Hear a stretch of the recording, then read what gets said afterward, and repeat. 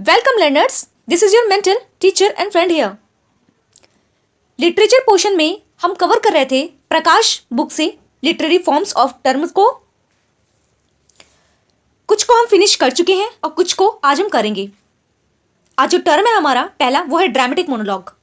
चलिए बिना देर किए स्टार्ट कर लेते हैं। Dramatic monologue is a type of narrative poetry in which a single character speaks.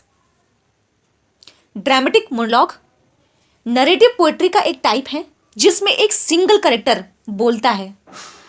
ठीक है, it is dramatic because the poet expresses the character and situation through conflicts. ये dramatic इसलिए है क्योंकि इसमें जो पोएट होता है वो कैरेक्टर और सिचुएशन को कॉन्फ्लिक्ट्स के थ्रू एक्सप्रेस करता है और it is addressed to someone. और इसमें जो पोएट होता है वो किसी से अपनी बातों को कहता जाता है एक इमेजिनरी पर्सन को समझ के, यानी सामने एक कैरेक्टर है उससे ये सारी बातें बोलता है। ठीक है, और आपको बता दूं ड्रामेटिक मोनोलॉग को जो ओरिजिनेट किया था वो थे हमारे टेनिसन, अल्फ्रेड लॉर्ड टेनिसन, और इसको परफेक्ट किया गया था रॉबर्ट ब्राउनिंग के द्वारा। मोस्ट इंपॉर्टेंट है, एग्जाम में पूछा जा सकता है एज इट इज। तो चर्चे में तो रॉबर्ट ब्राउनिंग रहते हैं, लेकिन जो इसको कॉइंड करने वाले व्यक्ति थे वो अल्फ्रेड लॉर्ड टेनिसन ही जाने जाएंगे।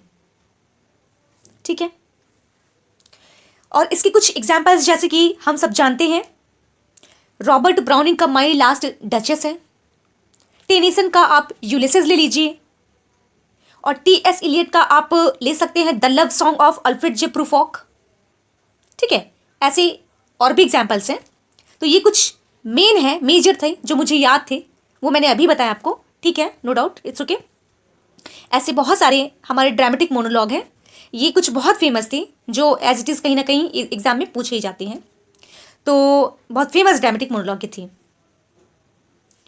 तो राइटर होता है, राइटर नहीं पोएट होता है। पोएट होता है अपनी बातों को कहता है, एक्सप्रेस करता है ऐसे मानकर कि वो किसी व्यक्ति को एड्रेस कर रहा है। ठीक है, और सुनने वाला पर्सन इमेजिनरी भी हो सकता है। ठीक है, और वो शांत होकर के सारी पोएट की एक्सप्रेस की हुई बातों को ही सुनता जाएगा विदाउट इंटरफेरेंस। ओके, अब चलते हैं आगे। इलेजी। इलेजी is a poem of morning. विलाप करने वाली एक कविता है। In it, a poet expresses his sorrow on the death of his dear and near, personal, subjective। एक ऐसी कविता होती है ना जिसपे सिर्फ मॉर्निंग होती है, विलाप, और पोएट इसमें ना एक्सप्रेस करता है अपने दुख को किसी अपने दोस्त के या अपने किसी करीबी फ्रेंड की साथ में कुछ रॉन्ग सब्जेक्ट पे दुख व्यक्त करता है। रॉन्ग सब्जेक्ट कहने का मतलब कि मृत्यु हो सकता है। ठीक है, तो उस समय जो उसका विलाप करने का जो एक स्टाइल है वो इलेजी में फॉर्म किया गया है, उसको इलेजी नाम से जाना जाता है। और इसका थीम ना सिर्फ डेथ, अपने डियर के डेथ पर ही नहीं, इसको humanity in general, impersonal objective के सफरिंग पर भी लिखा जा सकता है। ठीक है, कोई ज़रूर नहीं कि डेथ पर ही हो, कोई सब्जेक्ट जैसे मानवता के किसी कष्ट पे बेस्ड, यानी कुल मिला के दुख भरी बातों पे लैमेंट की हुई कविता जो होती है वही इलेजी होती है, लेकिन मोस्टली जो देखा जाता है वो डेथ पर ही डिपिक्ट होती है। ठीक है, अच्छा, Coleridge speaks of elegy as the form of poetry natural to a reflective mind. और हमारे कॉलेरिज महोदय ऐसा कहते हैं इलेजी के बारे में कि ये पोइट्री का ऐसा फॉर्म है जिसमें नेचुरल रिफ्लेक्टिव माइंड को देखा जा सकता है। ठीक है, कुछ फिक्शन नहीं होगा, वो एक रियल कॉन्सेप्ट ही हो सकता है। ठीक है, according to author such poetry has something of ubi sunt motive, the formula of where are they for lamenting the past with the qualities of lyric resulting in absolute sincerity of emotion and expression. और ऐसी कविता ना जैसे यूबीसेंट motive कहती हुई, इसका मतलब होता है ना वेयर आर दे, यानी लेमेंट करती हुई जो घटित हो चुका है पास्ट में, उस पर लेमेंट करती हुई कविता हो सकती है। With the qualities of lyric, और उसमें कुछ गुण जो है ना वो लिरिक के भी हो सकते हैं, और उसमें इमोशंस और एक्सप्रेशन को, यानी दुख को, अपने जो करीबी है उससे रिलेशन को, इमोशन को, उसके प्रति दुख को दिखाया जा सकता है। ठीक है। और the pastoral elegy is after the model set by the Greek poet Theocritus. Important है, याद रखिएगा। ये जो पास्टोरल इलेजी है ना, वो ग्रीक पोएट थियोक्रिटस ने ये मॉडल सेट किया था। पास्टोरल का मतलब होता है, क्या होता है, आई होप आपको पता ही होगा, चरवाहों से संबंधित। ठीक है। In the pastoral इलेजी the pastoral setting is created and the dead man is introduced as the shepherd। तो पास्टोरल इलेजी में क्या होता है ना कि पास्टोरल सेटिंग रखी जाती है और उसमें ऐसा क्रिएट किया जाता है सीन कि जो डेड मैन है वो एक शेफर्ड है। ठीक है। Nature becomes the active participant in morning, और इसमें नेचर भी है ना, स्वयं कुदरत भी अपना पार्टिसिपेट करती है, भाग लेती है। किस लिए? दुख व्यक्त करने के लिए। अब इतना तो क्लियर हो गया। अब चलते हैं कुछ एक्स्ट्रा फैक्ट्स की तरफ। Some notable instance of pastoral elegies are, कुछ पास्टोरल इलेजीज हैं उनको देख लेते हैं, क्योंकि एज इट इज ये भी पूछी जाती हैं, इनमें से कौन पास्टोरल नहीं है, इनमें से कौन पास्टोरल है, ये पास्टोरल किसकी है, ये किसके ऊपर डिपिक्टेड है। ठीक है। किसके डेथ पे किसने लिखा है, कब लिखा है, मोस्ट इंपॉर्टेंट फैक्ट है जो, उसको देखते हैं। एग्जाम में डायरेक्टली इनडायरेक्टली तरीके से ऐसे क्वेश्चंस पुटअप किए जाते हैं। ठीक है। मिल्टन की जो लिसिडास पोएम है, जिसको 1637 में लिखा गया था और पब्लिश कराया गया था 1638 में, which is written on the death of his friend Edward King. इसको इन्होंने लिखा था अपने दोस्त के ऊपर, अपने मित्र के ऊपर, जो जिनका नाम एडवर्ड किंग है। बहुत इंपॉर्टेंट है, मिल्टन पढ़ेंगे तो डिस्कस भी करेंगे, बहुत पूछा जाता है। ठीक है। शैलीज एडोनीज जो 1821 में आया था, which is written on the death of Keats. ये भी बहुत इंपॉर्टेंट है कि शैली का कौन सा इलेजी है, पास्टोरल इलेजी, जो किसकी डेथ पर लिखा गया है। ठीक है। या तो राइटर पूछ लेगा, या तो पोएम पूछ लेगा, कब आई थी पोएम पूछ लेगा, किस पे डिपेक्ट है पोएम, कौन से जेनर में है, पास्टोरल है कि नहीं है, ऐसा भी पूछ सकता है। ठीक है। तो याद रखेंगे शैली की पोएम एडोनीज है, जो कि किड्स के लिए लिखी गई है उनकी डेथ पर। एंड अर्नोल्ड्स थेरेसिस 1866 में आई थी, which is written on the death of Arthur Hugh Clough. पूछा जा सकता है थेरेसिस किसकी पोएम है, किसके लिए लिखी गई है, किसके ऊपर किसकी डेथ पर लिखी गई है, किसने लिखी है, कब आई थी। ठीक है। पास्टोरल है कि नहीं। तो अर्नोल्ड की कौन सी इलेजी है, थेरेसिस, और किसकी डेथ पर लिखी है, Arthur Hugh Clough. AH Clough भी लिखा रहता है। ठीक है, वो शॉर्ट नेम है इनका। ग्रेस इलेजी मोस्ट इंपॉर्टेंट, ये लास्ट टाइम एग्जाम में आया हुआ था 2021 के एग्जाम में, TGT के। ठीक है। Gray's elegy written in a country churchyard 1751 is neither purely personal not purely impersonal but a mixture of both. ना तो ये जो कविता है, ये जो इलेजी है, हाँ, शोक कविता थॉमस ग्रे की जो 1751 में आई थी, ये elegy written in a country churchyard ना तो पूर्णतया पर्सनल है, ना तो पूर्णतया इम्पर्सनल है, बल्कि ये दोनों का मिला जुला मिश्रण है। ठीक है। और ऐसे ही क्वेश्चन आया था। Other notable examples of elegy are Walt Whitman's when lilacs last in the डोरयार्ड।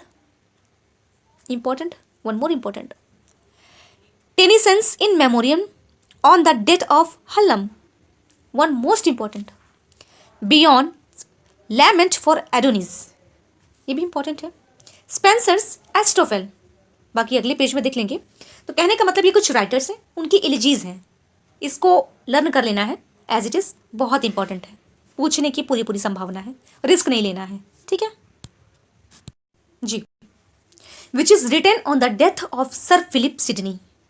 तो जो एडमंड स्पेंसर का एस्टोफेल है, उसको लिखा गया था सर फिलिप सिडनी, जो कि दोस्त थे किसके, स्पेंसर के, उनके डेथ पर। मोस्ट इंपॉर्टेंट है। मैथ्यू अर्नोल्ड का रुग्बी चैपल, ये भी इंपॉर्टेंट है, PGT में भी ये लास्ट टाइम इसकी चर्चा हुई थी। मैथ्यू अर्नोल्ड्स का रुग्बी चैपल W.H. ऑडन का in memory of W.B. Yeats, LT का सिलेबस है, ओके। ओलिवर गोल्डस्मिथ का an elegy on the death of a mad dog, ये सारी इलेजीज हैं और एग्जाम में पूछी जा सकती हैं, मोस्ट इंपॉर्टेंट है, याद रखिएगा। अच्छा, इसमें जो ओलिवर गोल्डस्मिथ की एक इलेजी दिख रही है, an elegy on the death of a mad dog, ये इलेजी यानी शोकाकुल वाली इलेजी नहीं है, दुख नहीं है इसमें, बस ये इलेजी नाम पर है और है तो इलेजी की ही तरह, लेकिन उसमें थोड़ा सा वो थोड़ा कॉमिक भी है, ठीक है। चलिए, ओके। एपिक, महाकाव्य। An epic is a long narrative poem with a heroic theme and elevated style. Epic में लॉन्ग नरेटिव पोएम होती है, बड़ी सी, with a heroic theme, बहादुरी वाली थीम पे बेस्ड, एंड एलिवेटेड स्टाइल, बहुत शानदार तरीके वाले ढंग से लिखी हुई होती है, ठीक। It narrates the deeds of warriors and heroes, ये नरेटिव होती है किस पे बेस्ड, उनके वेरियर्स योद्धाओं और जो हीरोज हैं उनके महान कार्यों पर based. It makes the use of rhetoric, और इसमें रिटोरिक का यूज किया गया होता है। It is generally divided into 12 books, most important thing, 12 भाग में किताबों में बटी जनरली हो सकती है। It's language is noble and Sublime, इसकी जो लैंग्वेज है बहुत ही नोबल और उदात्त यानी कि स्टैंडर्ड क्वालिटी की लैंग्वेज यूज की जाती है। It makes the use of supernatural machinery, gods and godnesses, godnesses नहीं गॉडेसेस जी। और इसमें ना सुपरनैचुरल मशीनरीज यानी कि कुछ सुपरनैचुरल इन फैक्ट कहने का मतलब कि जो रियलिटी से परे है, हाँ जो रियलिटी से परे है, और देवी देवताओं का जिक्र इसमें हो सकता है, ठीक है। The Iliad and the Odyssey are Homeric epics, Iliad और ओडिसी जो है ये होमरिक एपिक्स हैं, with Achilles and Odysseus as the heroes respectively, और जिसमें एचलिस और ओडियस को हीरोज दिखाया गया है, ठीक है। The Iliad recounts the story of the wars between the Greek and the Trojan, जिसमें जो इलियाड होता है वो किससे संबंध रखता है, एक ऐसी युद्ध की स्टोरी से संबंध रखता है जो युद्ध होता रहता है ग्रीक और ट्रोजन के बीच में, ठीक है। The Odyssey relates the adventures of Odysseus during his return from the Trojan wars to his Ireland home Ithaca. हाँ, और ओडिसी क्या किससे संबंध रखता है, ये जब अपने घर लौटता है ना ट्रोजन वार से, अपने घर जो अपने द्वीप पर लौटता है इथाका से, इथाका वो एडवेंचर्स को रिलेट करता है, कौन, ओडिसी। और the Mahabharata and the Ramayana are the examples of epic, और जैसा हम जान रहे हैं हम इंडियन, महाभारत और रामायण इसी प्रकार के एपिक्स हैं, ओके। हाँ, और ये भी आपको कोरिलेट करवाते चलूं कि एपिक का जनरली टाइप भी पूछा जाता है। वैसे 2 टाइप के होते हैं, पहला प्राइमरी एपिक जिसको हम फोक एपिक कहते हैं या ट्रेडिशनल एपिक कहते हैं, दूसरा सेकेंडरी एपिक या लिटरेरी एपिक, अच्छा इसको लीजेंडरी एपिक भी बोल सकते हैं, ठीक है। और जो महाभारत रामायण है ना, ये इसी टाइप की एपिक्स होते हैं, एपिक्स हैं कहने का मतलब, चाहे आप सेकेंडरी एपिक कहिए, लिटरेरी एपिक कहिए या लीजेंडरी एपिक कहते हैं, ठीक है, बिल्कुल। अच्छा, मिल्टन का पैराडाइज लॉस्ट भी ना इसी एपिक के अंतर्गत आएगा। ये सारी चीज़ें हैं, एडिशनल फैक्ट्स हैं, इंपॉर्टेंट है, ध्यान रखेंगे। चलिए अब एग्जाम्पल्स देख लेते हैं। The divine comedy, the divine comedy, Italian divina commedia, okay, Italy में इसको डिवाइना कॉमेडिया कह सकते हैं। बाय डांटे, ये जो दांते जो राइटर थे वो एक पर्सनल एपिक है, कौन, the divine Comedy. It is a kind of autobiographical and spiritual, बिल्कुल ऑटोबायोग्राफिकल और स्पिरिचुअल ये एपिक है। Spenser's the Faerie Queene, Edmund Spenser का जो फेयरी क्वीन है, the greatest narrative poem in 16th century is a mixture of epic and romance. ये greatest narrative poem है कब की, 16वीं शताब्दी की, जिसमें एपिक और रोमांस दोनों देखने को मिलेगा, ठीक है। किसका है, एडमंड स्पेंसर का। एग्जाम में कैसे पूछा जा सकता है, किसका है, कब लिखा गया, किस सेंचुरी से बिलोंग करता है, क्या जेनर है, किसने लिखा है, ठीक है, बिल्कुल। Next, paradise regained 1671 is also an epic poem in 4 parts. Paradise regained भी एक एपिक ही है, लेकिन ना ये सिर्फ 4 पार्ट में है। मोस्ट इंपॉर्टेंट है, ध्यान रखना है। 1671 में आया था, 4 पार्ट में है। और पैराडाइज लॉस्ट जानते हैं वो 12 पार्ट में है। Okay. Byron's Don Juan throughout a satire has many features of epic. Byron का जो डॉन जुआन है एक सटायर है, लेकिन फिर भी इसमें कुछ जो पार्ट्स है ना वो एपिक के हैं, ठीक है, माने जाते हैं। बायरन का डॉन जुआन है। Okay. Keats after a careful study of Paradise Lost wrote Hyperion. Most important fact याद रखिएगा। किड्स ने जब पैराडाइज लॉस्ट को स्टडी किया ध्यान से, फिर उन्होंने अपने तरीके से लिखा हाइपरियन। इंपॉर्टेंट है, पूछा जा सकता है, पूरी संभावना। Sohrab and Rustam bye Matthew Arnold is an epic. Sohrab and Rustam ये भी एपिक है एक, ये ठीक है, इंपॉर्टेंट है, पूछा जा सकता है। टीजीटी में नहीं, पीजीटी में पूछा जा सकता है। लिटरेचर वाले सभी बच्चों के लिए इंपॉर्टेंट है। Idols of the king bye Tennyson is an epic. ये भी आइडल्स ऑफ द किंग, ये भी एक एपिक है। इसमें आप ब्लैंक वर्ड्स वगैरह भी देख सकते हैं, ठीक है। एपिक वगैरह में मोस्टली होते ही हैं। टेनिसन टूक 40 ईयर्स टू कंप्लीट इट। और टेनिसन ने ना इसको लिखने में 40 साल लगा दिए। Idols of the king important है, याद रखेंगे। Browning also wrote a 12 book epic called the ring and the book, जो 1868 में आई थी। मोस्ट इंपॉर्टेंट फैक्ट याद रखेंगे। ब्राउनिंग ने एक 12 किताबों की एक एपिक लिखी जिसका नाम था the ring and the book, जो 1868 में आई थी। मोस्ट इंपॉर्टेंट है, याद रखेंगे। The ring and the book. Tennyson का क्या है? The idylls of the kings. जी, दोनों ड्रामेटिक मोनोलॉग वाले भाई भाई साथ चल रहे हैं। Next, Wordsworth Prelude is an epic. जी, प्रेल्यूड भी हमारा एपिक ही है। इट बिगिन इन 1798 से 99, बिल्कुल लिरिकल बल्लेट के टाइम पर। पब्लिश्ड इन 1805, शुरू उस समय किया था लेकिन खत्म किया था 1805 में, ठीक है। मैंने लिरिकल बल्लेट बोल दिया तो इसका मतलब ये नहीं कि उसमें आया था। उस समय तो टिंटर नब्बे आई थी, लास्ट पोएम थी वर्ड्सवर्थ की। वी आर 7 फर्स्ट थी। कॉलरिज की तो first rhyme and the ancient mariner थी। फर्स्ट करके ना पूछा जा सकता है कि फर्स्ट पोएम किसकी थी लिरिकल बैलेट में, लास्ट कौन सी थी, कॉलरिज की कौन सी थी, ठीक है जी। वो तो खैर जब टाइम आएगा तो पढ़ा जाएगा। The other epic the excursion was published in, कुछ मिस हो गया, ओके कोई दिक्कत नहीं, फिर से पढ़ते हैं।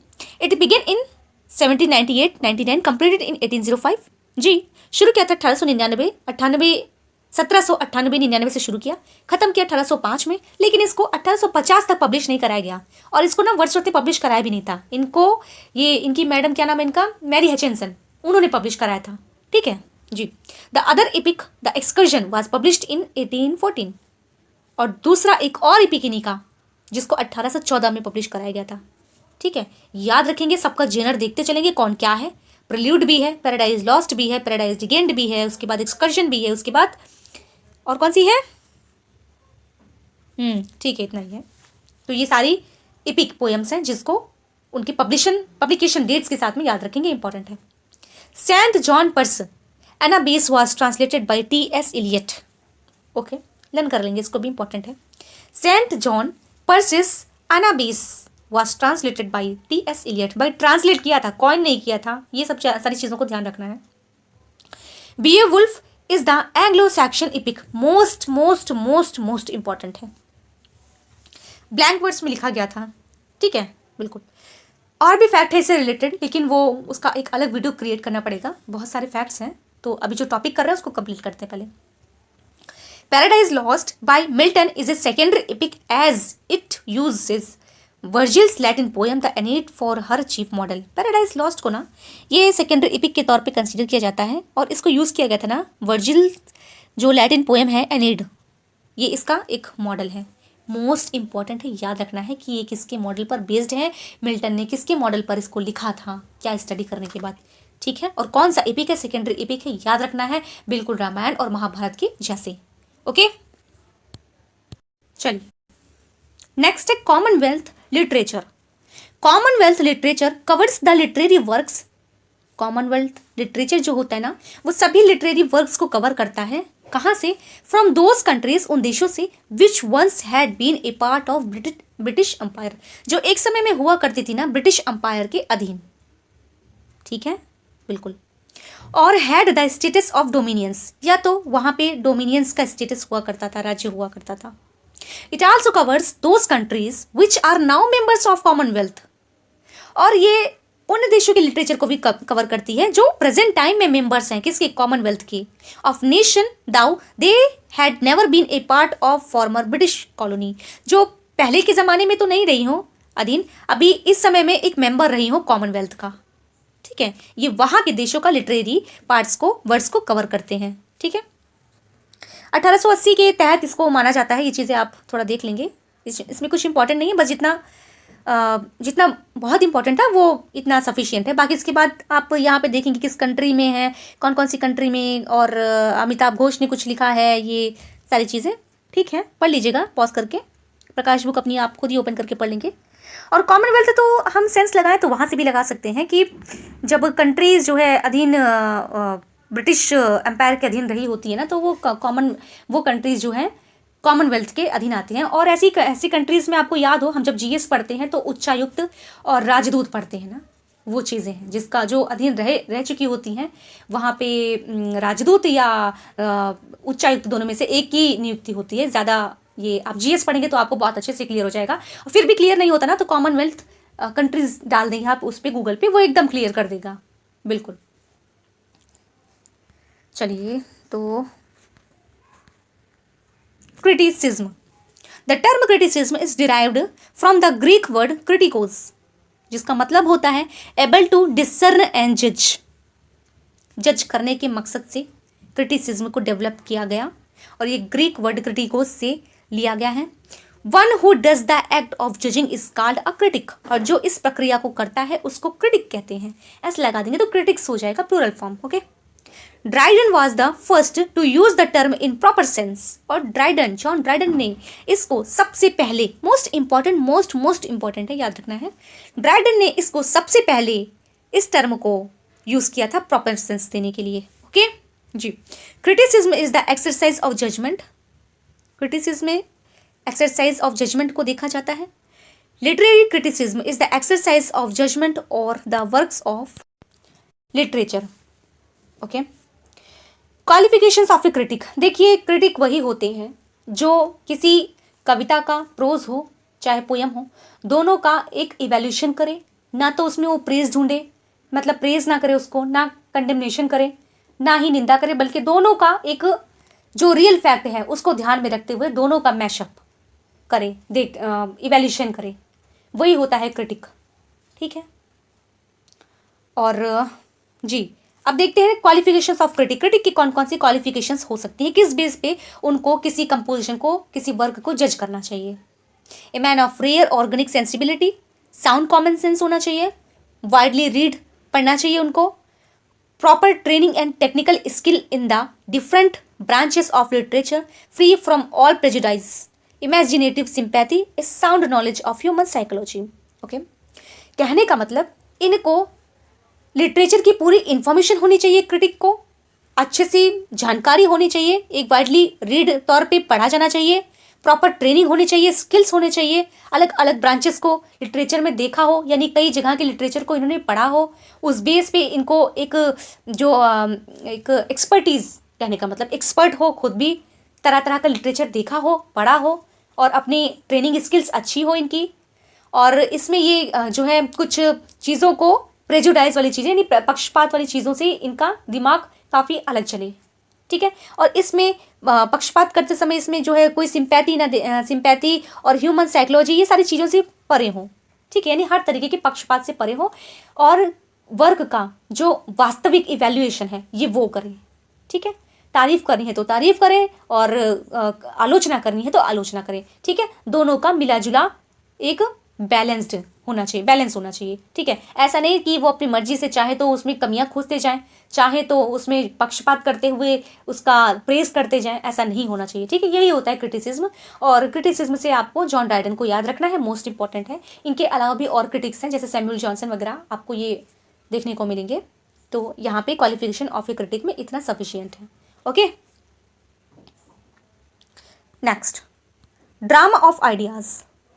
ड्रामा ऑफ आइडियाज़, इसके जो आगे बढ़ाने वाले थे ना, वो थे George Bernard Shaw, pioneer drama of ideas, इन्होंने बढ़ाया था इसको। ड्रामा और ideas drama of ideas is a type of discussion play. ये ड्रामा ऑफ आइडियाज़ ना एक डिस्कशन प्ले के तौर पे हुआ करते हैं। इन इट आइडियाज़ क्लैश, विचार टकराते हैं। The hostile ideologies reveal problems, और जो अनफेवरेबल जो आइडियोलॉजीज हैं, यानी कि एक दूसरे के विरुद्ध अपोजिट पार्टी, वो अपने अपने प्रॉब्लम्स को रखते हैं। Such drama has a little action, इसमें थोड़ा सा एक्शन होता है और ज़्यादातर तो इसमें डिस्कशन होता है। हाँ, मोस्टली डिस्कशन ही होता है। करेक्टर्स आल्सो एक्सप्रेस आइडियाज़, और जो करेक्टर्स होते हैं ना वो भी अपने अपने आइडियाज़ ही रखते हैं। कॉन्फ्लिक्ट्स भी होता है, और conflicts in the essence of drama, ये कॉन्फ्लिक्ट जो है ना ये ड्रामा का सार होता है। The conflict comes through the opposing ideas of different characters, और कॉन्फ्लिक्ट आता है ना अलग अलग करेक्टर्स के अलग अलग आइडियाज़ से। It entertains the people through ideas, और ये ऐसे ही लोगों को इंटरटेन करते हैं अपने अपने आइडियाज़ के through. The ideal examples in arms and the man, most important है, याद रखेंगे। आर्म्स एंड द मैन जो है ना, ये भी आइडियल एग्जाम्पल है किसका? Drama of ideas. किसने लिखा? जी.बी. शाह ने, आपको पता है, एलटी का सिलेबस है ही है। In arms and the man, हाँ, इसमें आर्म्स एंड मैन में नथिंग हैपेंस एक्सेप्ट डिस्कशन, इसमें और कुछ नहीं होता सिवाय डिस्कशन की। ठीक। इब्सन, शाह, गाल्सवर्दी और Granville Barkers are the chief exponents of the drama of ideas. जो इब्सन है, शाह हैं, जी.बी. शाह, गाल्सवर्दी हैं, ग्रैनविले बार्कर हैं, ये सभी जो है ना यूज़ करने वाले थे ड्रामा ऑफ आइडियाज़ की। ठीक है, कह सकते हैं इनको एक प्रॉब्लम प्ले के तरीके, बिल्कुल, है ना। चलिए, तो आज हमने इतने सारे टर्म्स को फिनिश किया है। कल हम आगे कंटिन्यू करेंगे, पूरा फिनिश कर डालेंगे प्रकाश बुक को, डीप डीप डीप पढ़ करके, कुछ छूटने ना पाए, इस तरीके की स्टडी हमें करनी है। अभी टाइम है, थोड़ा थोड़ा करके ही, बूंद बूंद से हमें सागर भरना है, और कहीं से कोई लापरवाही नहीं छोड़नी है। एटलीस्ट प्रकाश तो हम सबकी सबसे बेस बुक है, तो ये हमको पूरी आनी ही चाहिए, फ्लुएंटली हमारे माइंड में होना चाहिए। ओके, चलिए, तो कल फिर मिलते हैं एक नए कॉन्सेप्ट्स के साथ में और नए नए टर्म्स के साथ में।